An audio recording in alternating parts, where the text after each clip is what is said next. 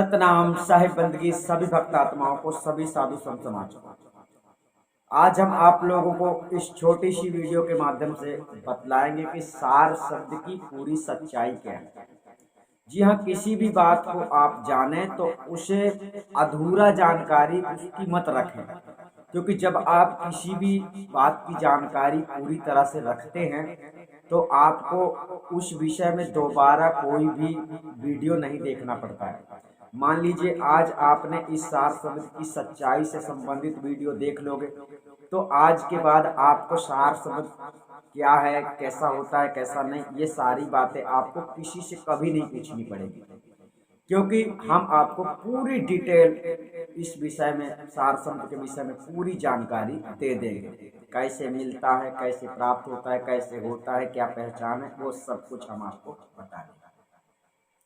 तो चलिए सबसे पहले हम सार शब्द के कुछ सांकेतिक नाम बता देते हैं, जिससे सांकेतिक सभी नाम मिलते जुलते हैं। जैसे आप सार शब्द की तलाश कर रहे हैं, ठीक है ना। नंबर 1 सार शब्द, नंबर 2 सार नाम, नंबर 2 अकह नाम, नंबर 2 नियक्षर नाम, नंबर 5 विदेह नाम। इस प्रकार से ये नाम हुए। नंबर 6 सत्य नाम, नंबर 7 आदि नाम और नंबर 8 सत्य नाम, सार नाम। अर्थात ये जितने प्रकार के नाम अभी आपने सुने, सो हम सत्य कबीर और भी जितने नाम आप जोड़ सकते हो, ठीक है ना। इस प्रकार से इन सभी नामों को ले लो। अभी ये सार शब्द, इन सभी नामों को एक ही चीज समझो। अब वो एक चीज क्या है? वो एक चीज है आत्म ज्ञान का संकेत, मतलब परमात्मा ज्ञान का संकेत। अब आप लोग कहीं भी जाते हैं तो ऐसा बोलकर मत जाना कि हमें सार नाम चाहिए। जब ऐसी कोई बात आती है, जब आप गुरु के पास जाते हैं, किसी भी गुरु के पास संसार में जाते हैं, तो गुरु का काम है आत्मज्ञान करवाना। जितनी समय गुरु आपको आत्मज्ञान करवा देते हैं, आत्मज्ञान सिर्फ 3 सेकंड में प्राप्त हो जाता है। आत्मज्ञान की कहानी घंटों, 2 घंटे, 10 घंटे, 50 घंटे बिल्कुल भी नहीं लगते। साल, 2 साल, 5 साल बिल्कुल भी नहीं लगते। जो आत्मज्ञान की शिक्षा है वो तत्काल होती है। अब फर्क यहाँ पर आता है कि आप उसे कितना जल्दी पहचान सकते हैं। 1 महीने लग जाए, 2 महीने लग जाए, 6 महीने लग जाए, आपको पहचानने में देरी तभी लग सकती है जब आप लापरवाही करते हैं। क्योंकि ये जो भक्ति का मार्ग है और सदगुरु कबीर साहब के बताए गए सत्य मार्ग में जो चलने वाला मार्ग है, ये सदगुरु के संविधान से ही चलता है। मतलब आपको ऐसा जानना है कि परमात्मा आपको निष्दिन, हर समय, हर घड़ी, हर पल देख रहा है। आप कभी ऐसा मत समझा करो कि परमात्मा की नज़र हमारे ऊपर नहीं पड़ रही है। वो सबको देख रहा है और उसका एक ही सिद्धांत होता है कि वो परिवर्तनशील नहीं होता है परमात्मा। अब परमात्मा जो कबीर साहब होते हैं, जब वो इस संसार में ज्ञान का बीज नहीं होता है तभी वो धरती में आते हैं। अर्थात जैसे कोई भी आदमी गलत कर बैठे, हम सतगुरु की पदवी पर बैठे हुए हैं, अगर हम सत्य को छोड़ देंगे, सत्य की मर्यादा खंडित कर देंगे, तो हमारे अंदर की बुद्धि नष्ट हो जाएगी, ज्ञान विलीन हो जाएगा। इसी प्रकार से संसार में जितने ज्ञानी आज कबीर साहब के नाम पर ज्ञान तो दे रहे हैं, लेकिन आत्मज्ञान कोई नहीं दे पा रहा है, क्योंकि उनकी बुद्धि नष्ट हो गई है। बुद्धि नष्ट इसीलिए हुई है कि लोभ लालच के कारण, मान बढ़ाई के कारण इन लोगों ने ये नहीं देखा कि किसको ज्ञान देना है, किसे संस्था में लेना है, किसे हमें बनाना चाहिए, किसे नहीं बनाना चाहिए। ऐसा करने से इनकी बुद्धि खराब हो गई है। ये लालच और मान बढ़ाई 2 चीजें साधुओं को गिरा देती हैं, यानी डुबा देती हैं। अभी आपने समझा। तो इस प्रकार से संसार में जितने ज्ञानी हुए, हम कहते हैं भले कबीर साहब ने धर्मदास को ही ज्ञान दिया, लेकिन कबीर साहब की मर्यादा अगर धर्मदास तोड़ दे तो धर्मदास की बुद्धि नष्ट हो जाएगी। मतलब झूठ पे चले जाना, सत्य को छोड़कर झूठ में चले जाना, यही निरंजन की दुनिया का गुलाम माना जाता है। और जो साधु होता है, सच्चा साधक होता है, वो सत्य को कभी नहीं छोड़ता है। इसलिए आपको कभी भी सतगुरु की शरण में आप जाते हैं तो हमेशा हमेशा के लिए जाते हैं, यानी कि उनके पास जाने के पहले आपको समर्पण भावना से गुरु के चरणों में जाना चाहिए। क्योंकि जब आप गुरु की शरण लेते हैं तो आपको ऐसा समझना चाहिए कि सदगुरु कबीर की शरण हम ले रहे हैं, और जब सदगुरु कबीर की शरण आप ले रहे हो तो सदगुरु कबीर की शरण में जाने के बाद जैसा सदगुरु का आदेश होता है वही आपके लिए करना उत्तम है। परंतु आपको गुरु ऐसा मिलना चाहिए जो आपको आत्मा परमात्मा का ज्ञान करवा दे।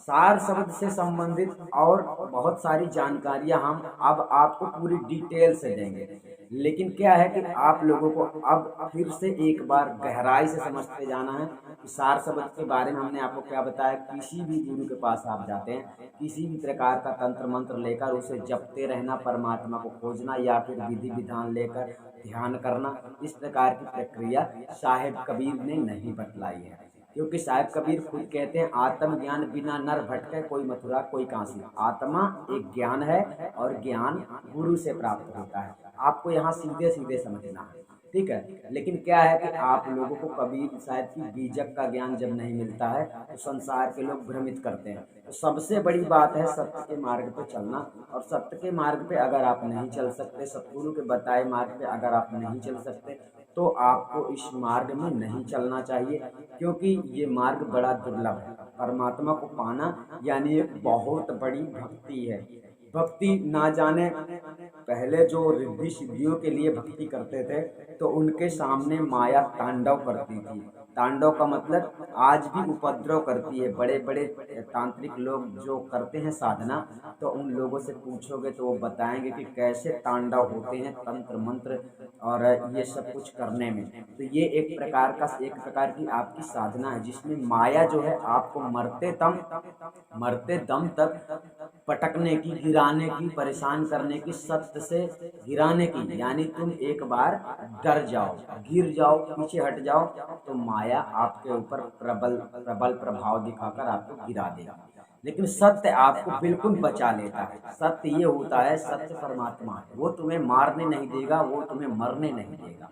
ये एक विश्वास की लड़ी होती है, समझ गए। ये एक विश्वास की लड़ी होती है कि वो तुम्हें मरने नहीं देगा। ये जानो कि वो मुझे देख रहा है, तो फिर तुम्हें माया से डरने की आवश्यकता नहीं। तो जिसका निशाना बिल्कुल परमात्मा में लग जाता है कि बस मेरा ये आखिरी काम है, तो वो आदमी गुरु के बताए मार्ग पर चलता रहता है, वो मार्ग नहीं छोड़ता है। यानी अब आपको इस सिद्धांत से चलना है कि अगर मान लो मेरे सामने ऐसी समस्या आ जाए कि मुझे घर से निकलना पड़े, अगर एग्जाम्पल उदाहरण के लिए, तो आपको निश्चित निकलना भी पड़ेगा, समझ गए। अगर ऐसी स्थिति आती है, सत्य को खंडित होने की संभावना आती है, हालांकि हमने ऐसा संविधान सरलता से समझाया है, बनाया है कि आप लोग गृहस्थी में भी रहकर ये भक्ति कर सकते हो। हालांकि भक्ति वास्तव में सबके लिए नहीं है, क्योंकि हर मनुष्य के लिए है, पर हर मनुष्य कर्तव्य करेगा तभी उस चीज को हासिल कर सकता है। अब इस संसार में जिसकी ज्यादा लगन है उन्हीं लोगों को इस मार्ग में आगे बढ़ना चाहिए। सदगुरु की भक्ति के बारे में सब लोगों ने आपको गहराई से समझाया नहीं है, क्योंकि भक्ति की परीक्षा होती है, और एक छोटी सी परीक्षा तो हम लेते हैं जो बहुत साधारण परीक्षा है, और इससे आगे की परीक्षा जो आपकी होती है, तो आप जब हमारे बताए मार्ग पर चलते रहते हैं तो आपके ऊपर वो कामयाबी हासिल नहीं कर पाते हैं। कौन? देवी देवता, भूत प्रेत, जिंद बैताल, जिसकी दुनिया में आप रह रहे हैं, वो आपकी परीक्षा कई प्रकार से ले सकता है। इसलिए भक्ति करने वाले समस्त साधु संतों को हम यही कहते हैं, देखो वो अपने इस संसार में रहता है, वो आपका रास्ता रोकेगा नहीं, मार्ग में आपको चलने देगा, परंतु वो परेशान करेगा, विघ्न उत्पन्न कर सकता है, विभिन्न प्रकार की समस्याएं प्रकट कर सकता है, जहां आप ये सोचने में मजबूर हो जाओगे कि अब मैं भक्ति करूं कि क्या करूं। अगर आप माया की ओर खिंच गए, माया की ओर गिर गए, इसका मतलब हुआ कि आपको माया ने गिरा दिया। तो इस प्रकार से आपको किसी ने भक्ति बताई नहीं है। संसार के लोग सार शब्द खोजते फिरते हैं। सार शब्द मात्र 3 सेकंड में प्राप्त हो जाता है। ये ज्ञान है जो आपको नहीं है, हम करवा देते हैं, समझ रहे हैं। ये आत्मा परमात्मा का स्वरूप ज्ञान है, मात्र 3 सेकंड में ज्ञान प्राप्त हो जाता है। अब वो सार शब्द स्वरूप महाचेतन उस परमात्मा शब्द स्वरूप है। अब उसके लिए कोई सोचे कि हम वो ऐसा धुन है जिसे हमें बैठ के सुनना है, बिल्कुल नहीं। हमारे सार शब्द लखाने के बाद आप कभी भी उस शब्द को नहीं सुन पाओगे, ये हकीकत बात है, क्योंकि वो शब्द सुनने का विषय नहीं है। हम जो आपको ज्ञान करवाएंगे वो स्वरूप है। अब उसे समझने में, पहचानने में आपको 1 दिन, 2 दिन, 5 दिन, 10 दिन, 15 दिन या कि 6 महीने लग सकते हैं पूरी तरह से साक्षात्कार करने में। तो आपने समझा अब इस संसार में सार शब्द से संबंधित जितने नाम की बात कोई करे, मूल मंत्र, धूल मंत्र, कुछ भी बताए, तो आपको किसी भी गुरु के शरण में जाने से पहले उससे यही बात करना है कि क्या आप आत्मज्ञान करवाएंगे। और आत्मज्ञान करवाने की अगर वो बात करता है तो आप चाहे उसके शरण में 10 वर्ष तक रहें, कोई बात नहीं है, क्योंकि ये उसका काम है। जितनी समय गुरु को विश्वास हो जाएगा कि शिष्य अब संयोग बस हो गया है, ये तैयार हो गया है, अब ये पीछे नहीं हटेगा, तब आपको वो मूल धन, आपका स्वरूप ज्ञान आपको सौंप दिया जाता है।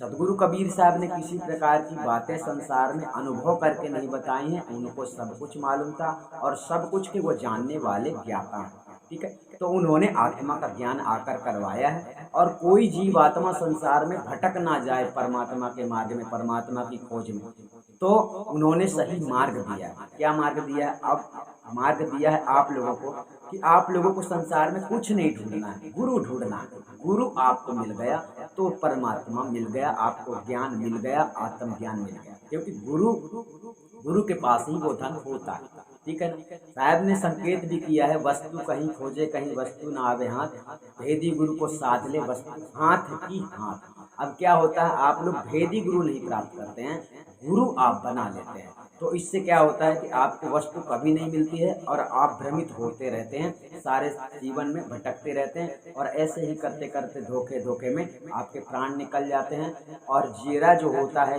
जो भक्ति कर रहा था मोक्ष के लिए, तो ये धोखे में ही 84 में चला जाता है, और फिर वहाँ जाने के बाद में फिर केवल पछतावा होता है। क्योंकि आप जब दरबार में जाते हैं तो आपके साथ वहाँ भी न्याय होता है। वो पूछेगा किसकी भक्ति की हो, तो वो बोलेगा कौन सा कबीर है। मान लो आप बोलोगे कबीर की भक्ति करते थे, हम परमेश्वर की भक्ति करते थे, वो पूछेगा कौन सा कबीर है, कौन सा परमात्मा है। आपने कभी नहीं देखा परमात्मा को, आपने क्या देखा है। मान लो कोई आदमी खपड़िया में ध्यान लगाता है तो धुन सुनता है, तो आप ये बोलोगे कि खपड़िया में हम ध्यान लगाते थे, धुन सुनते थे, वही परमात्मा।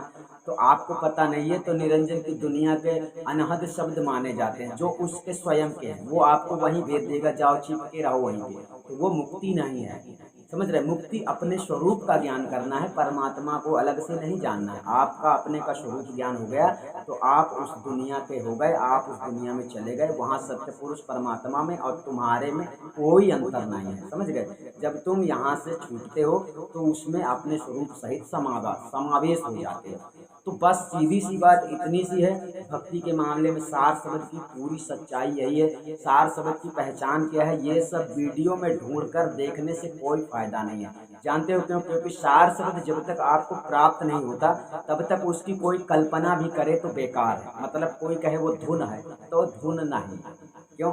हमने बताया था वो मूल है जगत का। आत्मा जो है इस जगत का मूल मानी जाती है। इस जगत आत्मा ने ही इस समस्त संसार को उत्पन्न किया है ना, तो वो जगत का मूल है। इसलिए आत्मा से उत्पन्न सारी चीजों को आप लोग देख रहे हो, सुन रहे हो। आप लोग जिसे देख सुन रहे हो वो सब आत्मा से उत्पन्न की हुई चीजें हैं, लेकिन अपने निज स्वरूप को आप नहीं देख सकते हो।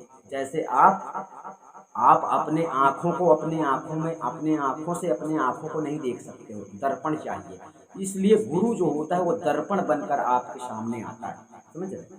तो दर्पण में आप अपना चेहरा देख लेते हो, दर्पण में अपना, तो गुरु जो होता है ये दर्पण होता है, समझ रहे।